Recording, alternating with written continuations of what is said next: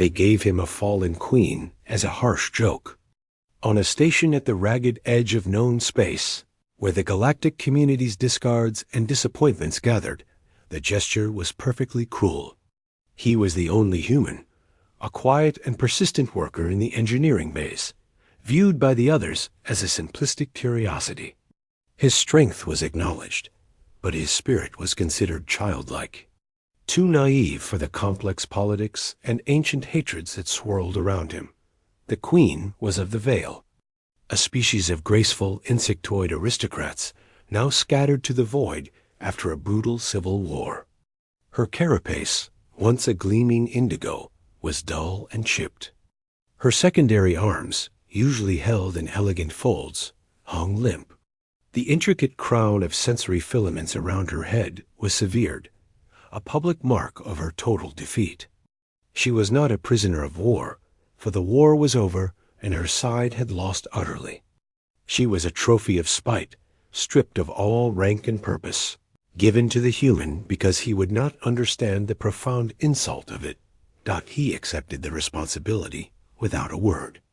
The station's overseer, a grizzled Tarkellan with scales the color of tarnished brass, made the presentation in the crowded mess hall. Laughter, a dry chittering and guttural rumble, echoed as the human simply nodded and offered the broken queen a container of nutrient gel. She did not take it. He led her to his assigned quarters, a small cubicle meant for one. He immediately began rearranging, stacking his few belongings into a single locker to clear a space for her. He did not speak. She stood rigid by the door, her multifaceted eyes watching his every move with cold disdain. That first night, he slept on the floor, leaving the narrow bunk for her.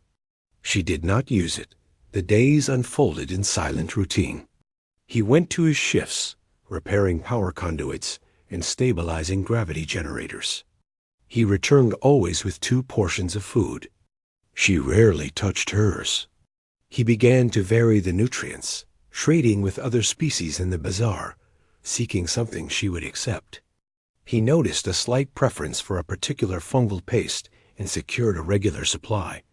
The joke continued. Crew members would slap the human on the back, their mandibles clicking with amusement. "How is your majestic charge, human? Does she command you to polish her claws?" He would only smile, a small, unreadable expression, and continue his work. The queen's presence became a station fixture, a monument to the human's absurd compassion. But he was observing.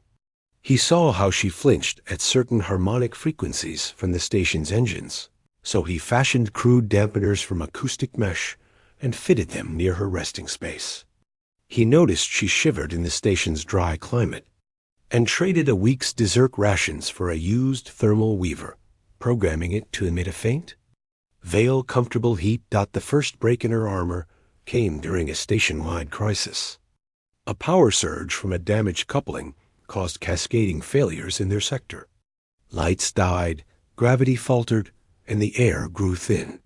In the choking dark, the human was a whirlwind of activity, his hands finding tools by memory as he fought to bypass the rupture. He did not cower. He did not panic.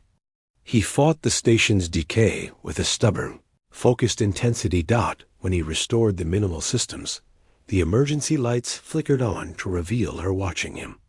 For the first time, her posture was not one of rigid contempt, but of assessment. "You are not afraid," she said, her voice a soft melodic click, translated by the station systems. It was the first time she had spoken to him. "The dark is just a place without light," he replied, wiping grime from his face. "It can be fixed. Some things cannot be fixed," she said, her gaze falling to her own damaged limbs. He said nothing. The next day, he returned from the bay with a small kit. He showed her the contents: micro-soldering tools, fine conductive thread, polymer resin. "My skills are for machines," he said, his voice quiet. "But the principle is the same. I can repair the breaks in your carapace. Not the color, not the filaments, but the breaks. She stared at him for a long time. The offer was not one of pity, but of professional competence. Slowly, she extended a chipped forelimb. The work was painstaking. He did not touch her without guidance. He would ask, "Is this alignment acceptable?" Or, "Does this temperature cause discomfort?" His hands, which manipulated heavy plasma conduits, were impossibly gentle with the fine tools. He filled the cracks and sealed the fractures, not to restore beauty, but to restore function. To restore strength. As he worked, she began to speak, not of her fall, but of her past.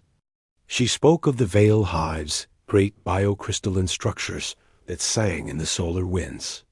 She described the philosophy of her lineage, the confluence of harmonious paths, which valued unity and growth. Her rivals, the ascendant blade, believed in conquest and dominance. They had won. He listened. He never offered empty condolences. Instead, he asked questions about veil physiology, about hive mechanics, about energy systems.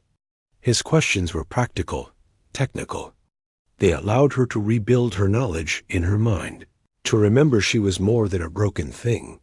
The station's crew noticed the change. The queen held herself taller. The dull patches on her carapace were now seamless, if discolored. The humans still fetched her meals, but now they ate together, and sometimes, through the viewport of his quarters, they could be seen in quiet conversation. The laughter in the mess hall grew strained, then faded. The joke was no longer funny. It had become something unsettling. The overseer confronted the human in the bay. "You are disrupting the station's morale, human. You treat that creature like she still matters. She is nothing. A broken stick. You must learn your place." The human put down his welder.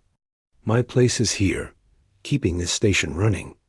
She is in my care. I will continue."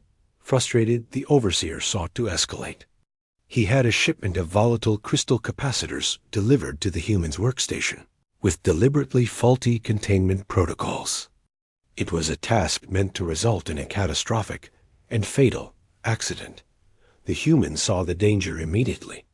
The unstable crystals were singing a frequency that threatened to shatter their casings.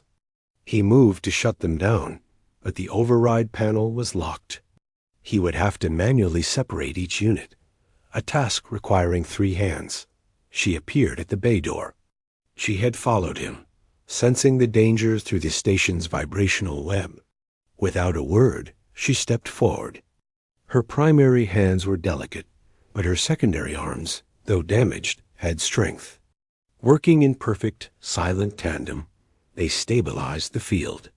He handled the major conduits. She managed the delicate frequency modulators. Together, they isolated and secured every crystal. When the last unit was safe, the bay was silent save for the hum of machinery. The overseer, who had come to witness the disaster, stood stunned. The crew that had gathered saw not a broken queen and a simple human, but a pair of beings who had just averted annihilation through seamless cooperation. The human looked at her. "Your timing was good. The paths converge where they must," she replied. And for the first time, he saw a faint bioluminescent glow pulse along her repaired carapace. A sign of veil emotion akin to a smile.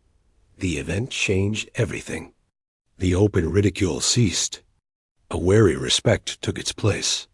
The human, emboldened, began to use his growing understanding of veil biology and hive physics to improve the station.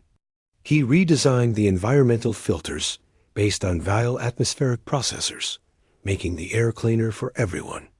She advised on structural stress points, her knowledge of organic architecture providing solutions for metal fatigue. They became a team.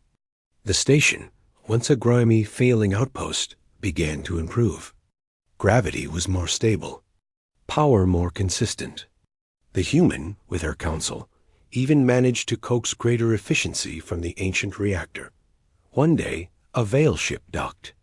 It was not of her confluence, but a mercantile vessel of a neutral hive. Its crew was shocked to find a fallen queen of the Harmonious Paths alive, and not as a slave, but as a co-administrator of a critical station sector. They spoke with her for hours. After they left, she found the human on the observation deck, watching the stars. They offered me passage to a neutral hive colony, she said. A quiet life out of sight. He nodded. That sounds peaceful. It does, she agreed. She stood beside him. They also told me that remnants of my confluence survive. Scattered, hidden, but alive. They are leaderless, hopeless. He looked at her, waiting. The joke they played on you, she said, her voice steady. They gave you a broken thing to humble you. But you did not see broken. You saw damage. And you are a fixer. You lifted me, not to my old height, but to a new one. You gave me function. Then you gave me respect. Then you gave me partnership. She turned to him. Her full height regained, her presence filling the space with a quiet, regal authority that had nothing to do with crowns or thrones. I have a request, my friend. A final repair. Help me find my people. Help me give them not a queen to bow to, but an idea to stand for. The idea you showed me. He did not smile. He simply nodded, as he had that first day in the mess hall. But his eyes held the light of 1,000 unnamed stars. Okay, he said. Tell me what they need. The fallen queen was gone. In her place stood a founder. And beside her, not a servant, not a jester, but the first ally of a new confluence. One built not on dominion, but on the unshakable, quiet strength of a human who had simply refused to see anything as beyond repair. He had lifted her higher than anyone else, and together they would lift.